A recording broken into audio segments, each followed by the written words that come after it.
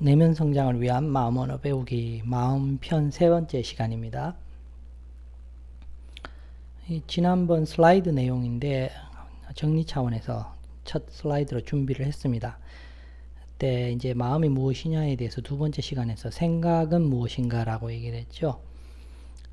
마음이란 단어 자체가 생각이라는 단어의 의미로 사용되기 때문에 생각은 무엇인가에 대해서 물었습니다. 생각은 매우 복잡한 것이 마음뿐만 아니라 기억 그리고 언어까지 한꺼번에 작용을 일으키니까 매우 어려운 거죠. 그렇지만 생각은 마음이 반드시 개입되어 있는 거죠.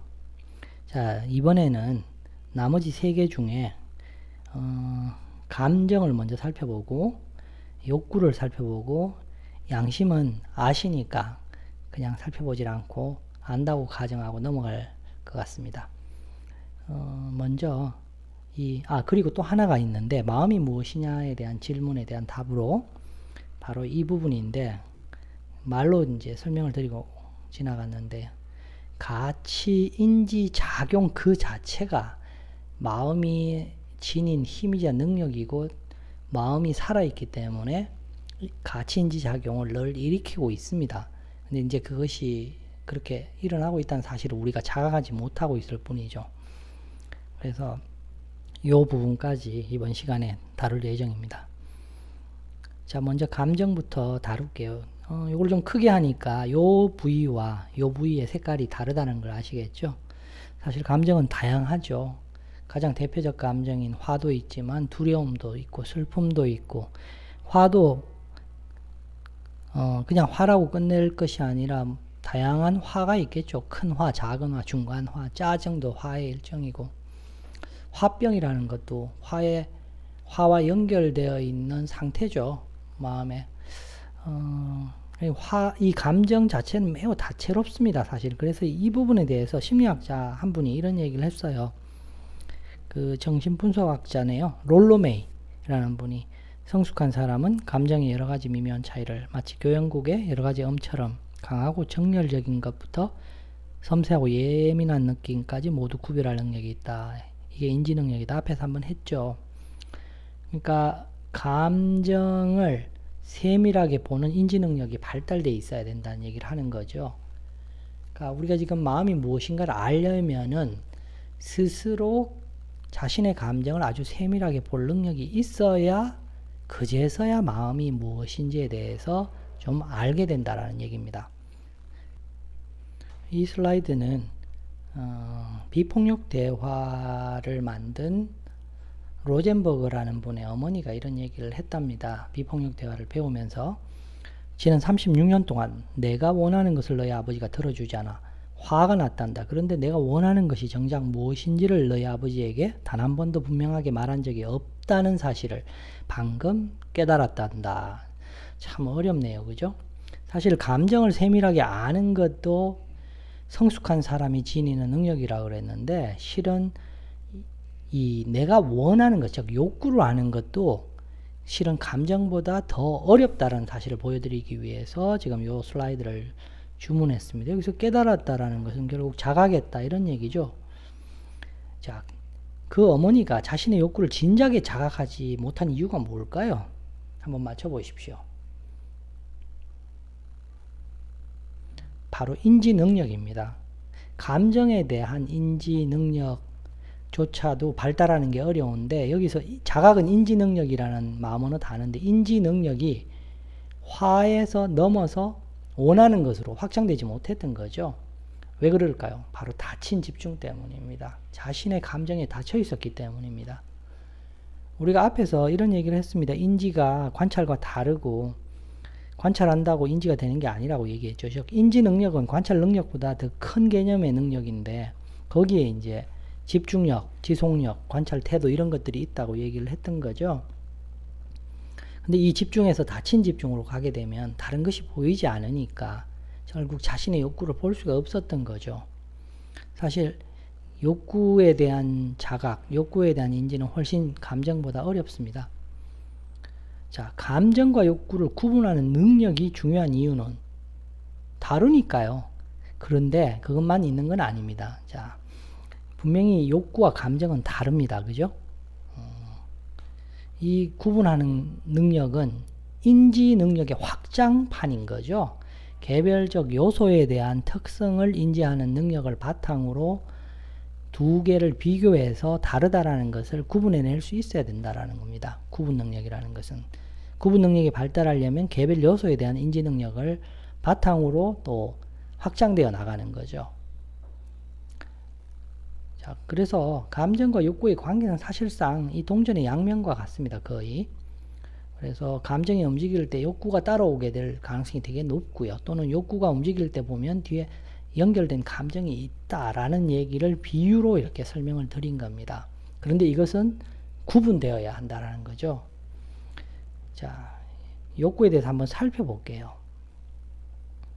앞에서 그 집중력의 역설이라는 얘기를 하면서 어떤 분의 이야기를 했었죠. 난에 대한 집착하는 마음을 버리려고 애쓰는 마음을, 그 마음을 볼 수 없었던 이유가 닫힌 집중이라고 했는데, 여기서 보면 그분은 어쨌든 난은 줄 수 있었지만 난에 대한 집착하는 마음은 줄 수 없었다고 생각합니다. 만약 난에 대한 집착하는 마음이 없었다면 줄 필요가 없었던 거죠. 난은 물질적으로 눈에 보입니다. 그래서 이 마음이 이렇게 작용을 하는 것이 눈에 보이는 거죠. 그리고 집착은 나쁜 거라고 생각을 하고 있고 판단했기 때문에 요것을 버리려는 마음, 이 집중하는 것을 버리려는 요 또 다른 작용하는 이 마음이 안 보이는 거죠. 사실 이 후자의 경우 대상이 추상적인 거죠. 그 마음을 버리려는 애쓰는 마음이니까. 그래서 훨씬 더 보기가 어렵습니다. 욕구는. 감정의 경우에는 많은 경우가 대상이 눈에 보이는 경우가 많죠. 감각적으로. 그리고 감정은 내가 노력하지 않아도 인지가 되면 상대적으로 많이 느껴집니다. 근데 욕구는 상대적으로 더 복잡한 것 같아요. 요 지금 그림은 앞에서도 했지만 다양한 마음에 대한 얘기를 했던 거죠. 우리 마음 속에 다양한 마음이 있는데 이 마음들이 바로 욕구와 연결되어 있는 거죠. 그래서 이 마음들을 구분해서 이게 욕구다라는 사실을 자각하지 못하면 내면 인식 능력 자체가 발달하기 어렵습니다. 동의가 되시는지 모르겠네요. 욕구도 이렇게 중앙의 색깔과 이 바깥쪽 색깔이 다르죠. 이게 그라데이션 처리했습니다. 다양한 욕구가 있더라는 거죠. 자, 이 그림은 심해의 바다, 심해에 떠 있는 배를 얘기하는 겁니다. 여기 고기가 한 마리 있네요. 그죠? 자, 한번 슬라이드로 보일까요? 자, 보이는 욕구, 난에 대해서 집착하는 욕구는 보입니다. 그죠? 그런데 그 집착하는 마음을 버리려는 욕구는 잘 안 보여요. 이걸 저는 가려진 욕구라고 했습니다. 이건 심해에 있는 욕구죠. 더 통통합니다. 여기 고기도 욕구들이. 볼까요? 자, 다양한 욕구들이 존재하고 있는 거죠. 이처럼 다양한 욕구들이 서로 물고 물리는 그런 관계로 작용을 하는 경우가 많습니다. 사례를 한번 볼게요. 담배를 피는 분들이 많을 거예요. 그죠? 많죠, 우리 주변에. 그분들이 담배를 피고 싶은 욕구가 있는 거죠. 이건 압니다. 그죠? 근데 그 이유가 뭘까요? 담배를 왜 필까요? 담배 피고 싶은 욕구 말고 가려진 욕구죠. 쉬고 싶은 욕구가 있을 때도 담배를 피고 싶은 욕구와 연결돼서 작용을 일으킵니다. 그래서 일을 하다 보면 뭔가 풀리지 않는다든지 힘이 들 때 담배를 피러 옥상으로 가는 거죠. 또는 밖으로 나가는 거죠. 그래서 담배를 피면서 쉬고 싶은 욕구를 충족하는 거죠. 어려운 일에 대해서 잠시 벗어나는. 또는 식사를 하고 나서 입에 덥덥한 느낌을 피하고 싶어서도 담배를 피기도 합니다. 이처럼 욕구는 연결되어 있는 거죠. 이 욕구를 자세히 보지 못하면 담배 그 자체에 대한 욕구가 있다고 착각을 일으킬 수 있는 거죠. 물론 니코틴이 뇌에 물질적으로 중독 현상을 일으킨다고는 합니다만은 이 심리적인 욕구가 개입되어 있다는 거죠. 방송에서 제가 본 그 사례인데 밑에 분하고 위에 분은 동일인입니다. 김신영이라는 개그맨인데 이분이 약 9년 동안 다이어트를 했다고 합니다. 근데 정말 대단한 관찰을 하신 게 진짜 식욕과 가짜 식욕이 있다라고 얘기를 하더라고요. 진짜 식욕은 뭐든지 먹고 싶은 욕구래요.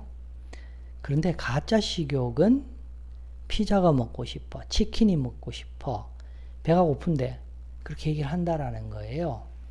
근데 실제로는 아직 배고픔이 덜한 거죠. 진짜 식욕은 몸의 욕구입니다. 생존에 필요한 식욕인 거죠. 근데 가짜 식욕은 주로 마음의 욕구입니다. 마음의 욕구가 뭐죠? 즐거움이죠. 그럼 이 마음의 욕구가 어떻게 작용합니까? 기억하고 관련되어 있죠. 기억 속에 감각적 기억으로 피자와 정서적 기억과 가치적 기억이 들어가 있는 거죠. 그 맛이 주는 즐거움에 대한 정서적 기억과 가치적 기억이 들어가 있는 거죠. 이런 기억이 없다면 사실은 가짜 식욕이 작용할 수가 없는 거죠. 예. 그래서 우리가 이 기억에 대한 세밀한 인식 능력이 필요하더라는 거죠. 내가 원하는 게 지금 뭔지 그것을 모른다면 결국 자신의 욕구를 조절하기가 대단히 힘듭니다.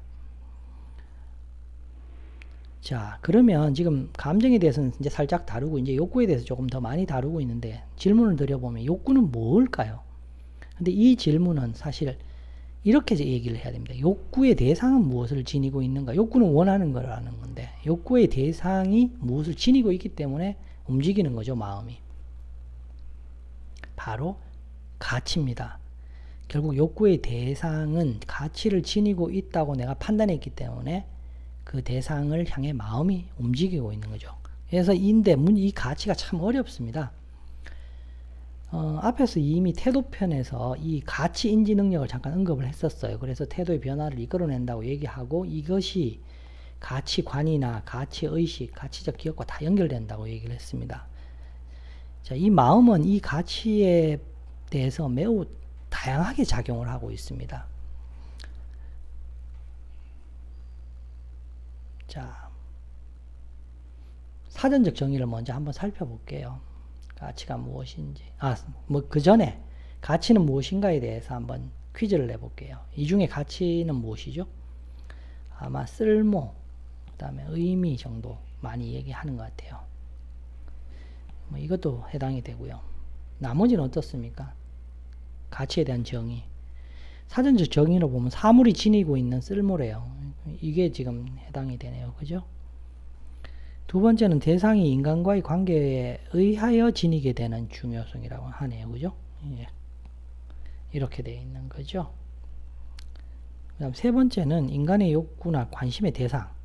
인간의 욕구나 관심의 대상은 힘도 관심의 대상이죠. 즉 가치를 지닌 거죠. 힘과 능력이란 단어. 앞에서 식욕에 대한 얘기할 때 즐거움이죠. 예. 재미도 가치를 지니고 있고요. 지식도 관심의 대상이 되네요. 그죠?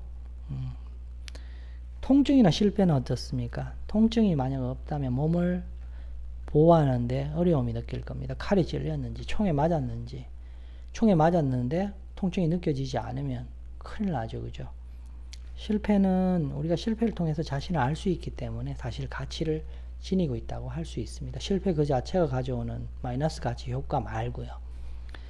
자, 가치는 대략 이런 의미를 지니고 있어요. 그런데 욕구는 가치를 지닌 대상을 향한다고 했죠. 그래서 가치와 욕구는 떨어질래야 떨어질 수가 없습니다. 자, 어릴 적 욕구와 성인이 된 지금의 욕구가 어떤 차이점이 있는가? 1번은 욕구의 수평적 확장, 두 번째는 수직적 확장, 성장, 세 번째는 둘 다. 정답은 3번이 맞겠죠. 물론 어떤 사람은 성장을 못해서 이렇게 된 경우가 있겠죠. 어떤 사람은 상대적으로 더 많이 성장하고 적게 성장하고 이런 것들은 있을 겁니다. 그래서 이 욕구의 수평적 확장과 수직적 성장이 매우 중요하다는 얘기를 좀 드리고 싶어요. 결국 욕구의 확장과 성장은 뭐냐? 가치의 확장과 성장이라는 거죠. 욕구의 대상에 대해서 욕구의 대상이 지닌 가치를 쫓아가는 거죠. 욕구가. 근데 그게 수평적으로 확장되는 것과 수직적으로 성장하는 이 두 가지를 다 지니고 있는 거죠. 자, 그러면 가치의 확장과 성장은 뭐냐? 바로 인지 대상 영역의 확장과 성장이라는 거죠. 동의가 되십니까? 그러니까 가치가 인지가 안 되는데 어떻게 욕구가 움직이겠습니까? 그죠? 그 대상이 지닌 가치를 느끼기 때문에 결국 그 대상을 향할 수밖에 없더라는 거죠.